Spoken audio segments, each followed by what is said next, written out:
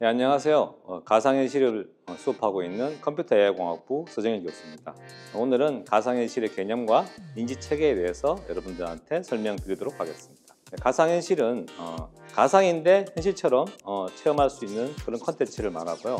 4차 산업혁명이 시작되면서 인공지능 AI나 빅데이터, 사물인터넷, 드론 같은 여러 가지 기술 등과 함께 부각되고 있는 기술입니다. 특히 가상현실은 코로나19로 인해서 시작된 비대면 시대를 위한 어떤 통신 환경이나 커뮤니케이션 환경으로 주목받고 있습니다.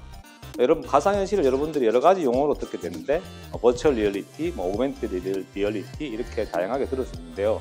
보이시는 그림과 같이 왼쪽이 현실이고 오른쪽으로 갈수록 가상에 가까워지는 거고요. 중간에 있는 그 현실에 가상 객체가 올라가 있는 걸 가리켜 우리가 오그멘티드 리얼리티, 증강현실이라고 하고, 가상에다가 현실의 그림이나 오브젝트를 올리는 걸 우리가 증강 가상현실을 하고, 완전한 가상현실 형태를 우리가 가상현실이라고 합니다.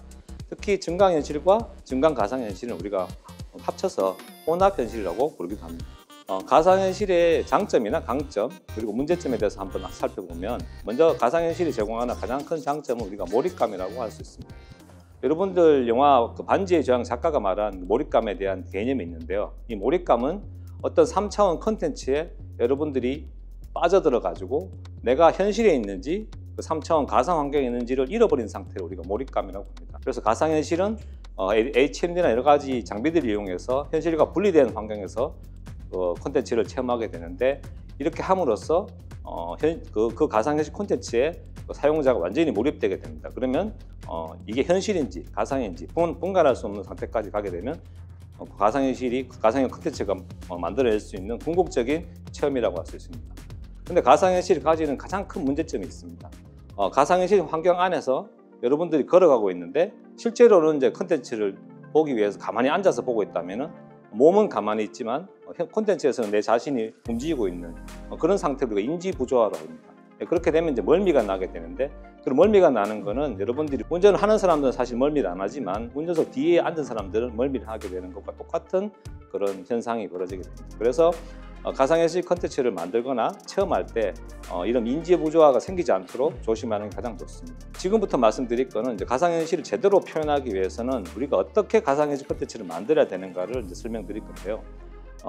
가상현실의 궁극적인 목적은 사람이 현실을 느끼는, 특히 본인이 가지고 있는 5가지 감각기관으로 느끼는 그거를 그대로 가상 환경 속에서 재현해낼 수 있어야 됩니다.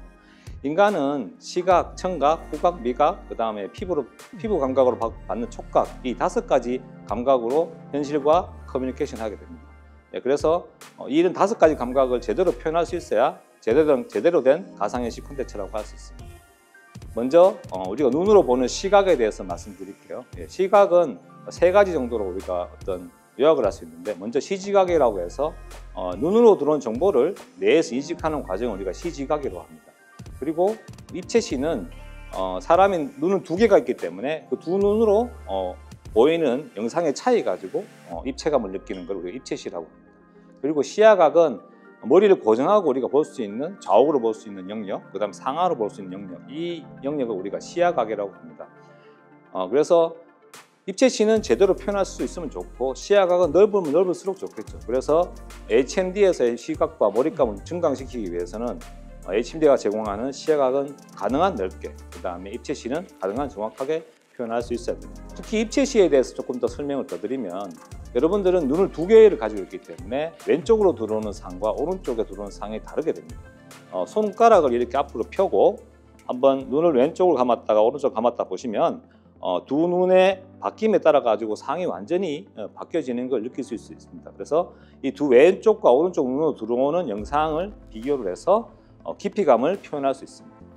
그리고 하나 초점거리와 폭주가 있는데요. 초점거리는 여러분들 어떤 물체를 집중하고 볼 때 그때 왼쪽 눈과 오른쪽 눈이 평행하게 가서 한쪽으로 모이는 그 거리를 우리가 초점거리라고 하고요. 만약에 그 물체가 앞으로 접근하게 되면 우리가 눈을 이렇게 모아서 보게 되겠죠. 그런 현상을 우리가 폭주라고 합니다. 물체가 점점 가까이 다가오면 눈이 점점 모여질 거고, 멀리 가면 이제 눈이 점점 그러니까 눈동자가 점점 벌어지게 되는 그런 현상이 발생하게 됩니다.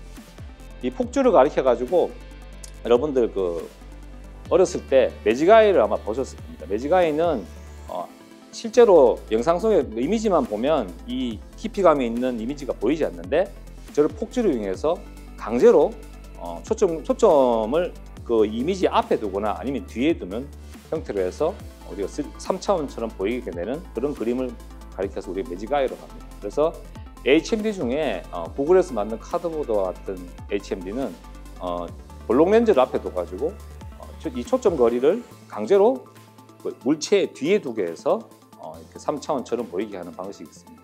근데 그렇게 하면 사실은 우리가 평상시에 보는 그런 초점 거리를 활용하는 이런 이미지를 보는 것과는 다른 형태로 보이기 때문에 한 10분, 20분 보면은 눈이 너무 피로하게 되는 문제가 있습니다. 그래서 현재는 여러분들 대부분의 HMD나 그 영화관에서 보는 3D TV는 양안 시차를 이용하는 입체 영상 방식을 사용하고 있습니다. 그래서 영어로 얘기하면 스티로스코픽이라고 하는데요. 이거는 왼쪽 눈에 들어온 영상은 왼쪽에 그대로, 오른쪽 눈에 들어온 영상은 오른쪽만 들어오도록 이렇게 하게 됩니다. HMD는 왼쪽 디스플레이랑 오른쪽 디스플레이가 내부에서 완전히 구분되어 있기 때문에 얘는 자연스럽게 이루어지고요. 3차원 영화관, 3D 영화관에 가시면 여러분들 입체 안경을 끼게 되는데 그때 왼쪽 안경에 들어오는 그 이미지랑 오른쪽 안경의 이미지를 서로 수평적으로 이렇게 다르게 쏴줘 가지고 여러분들이 왼쪽과 오른쪽 영상을 같이 보게 되는 3차원 효과를 느끼게 됩니다.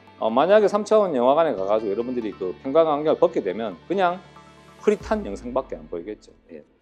그 다음은 이제 청각입니다.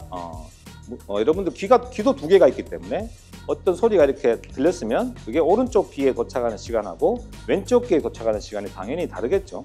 그리고 이 물체와 왼쪽 귀에 오른쪽 귀에 들어오는 소리의 크기와 왼쪽 귀에 들어오는 소리의 크기도 달라지게 됩니다. 그래서 이 소리가 양귀에 도달하는 시간차, 인터오럴 타임 디퍼런스랑 그다음에 소리가 양쪽으로 들어오는 크기 차이, 인터오럴 인텐시티 디퍼런스, 이 두 개를 가지고 두 개의 큰 큐를 가지고 우리가 물체가 어디 있는지 이렇게 느끼게 되고요. 그 다음에 거리감은 청취자와 음원 간의 거리인데요. 이거는 경험적으로 소리가 크면 가까이 있는 거고 소리가 작으면 멀리 있는 거로 느끼게 됩니다. 그리고 공간감은 어떤 공간의 특징에 의해 가지고 이게 반사가 일어나고 그 다음에 잔향이 발생하게 되는데 그 반사와 잔향이 얼마나 큰 차이냐, 층급 차이를 가지냐에 따라서 공간감을 느끼게 됩니다. 아주 좋은 콘서트홀에 가면 소리가 반사가 일어나면서 멀리 오랫동안 이렇게 퍼지게 일부러 디자인을 하게 됩니다. 그래서 그때는 잔향이 아주 길게 나오고 공간감을 느끼게 됩니다.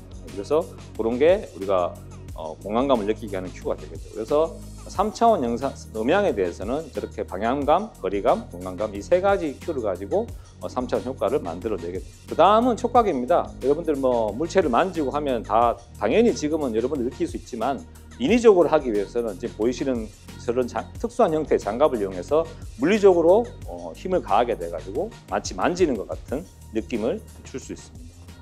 그리고 이제 가상현실 인지체계에서 또 하나 중요한 후각입니다. 여러분들 냄새를 이제 코로 맡잖아요. 그래서 만약에 어떤 주위에 가상의 콘텐츠 안에 숲속에 들어갔으면 숲속에는 풀냄새가 나야 되는데 그런 풀냄새를 저런 발향 소자를 이용해서 강제로 뿌리거나 아니면 저렇게 오른쪽에 있는 그림처럼 코 밑에 저런 발향 소자를 두고 저렇게 하는 방식이 있을 수 있습니다. 그리고 마지막으로 미각인데요. 미각은 상당히 어렵습니다. 사실은 혀에다가 직접 이렇게 물리적인 거나 전기적인 신호를 줘야 되는데 그걸 이제 거부할 수도 있겠죠. 그래서 여기 보면 싱가포르 대학에서 했던 어떤 연구인데요. 저렇게 전극을 대가지고 입술에 대면, 혓바닥에 대면 이게 짠맛인지 신맛인지 이런 걸 느끼게 할 수 있습니다. 저런 미각을 통해서 미각을 느낄 수 있는데 뭐 여러분들 저거 해보실까요? 내 친구가 하고 그 다음에 내가 한다 그러면 좀 찝찝하긴 하겠지만 어쨌든 저런 방식들의 연구가 이루어지고 있습니다. 지금까지 가상현실의 개념과 사람이 가상현실 콘텐츠를 받아들이는 인지체계에 대해서 설명을 드렸습니다. 가상현실은 여러분들이 생각하는 것보다 훨씬 우리들 앞에 다가와 있습니다. HMD도 지금 이미 많이 보급되어 있고 그런 콘텐츠를 체험할 수 있는 VR방이라든지 HMD 서비스들이 많이 제공되고 있습니다. 그래서 그런 콘텐츠에 대한 관심을 가지게 된다면 게임, 영화, 콘텐츠 등 광범위한 산업 분야로 진출할 수 있는 기회를 가지게 될 것입니다. 이것으로 강의를 마치도록 하겠습니다. 감사합니다.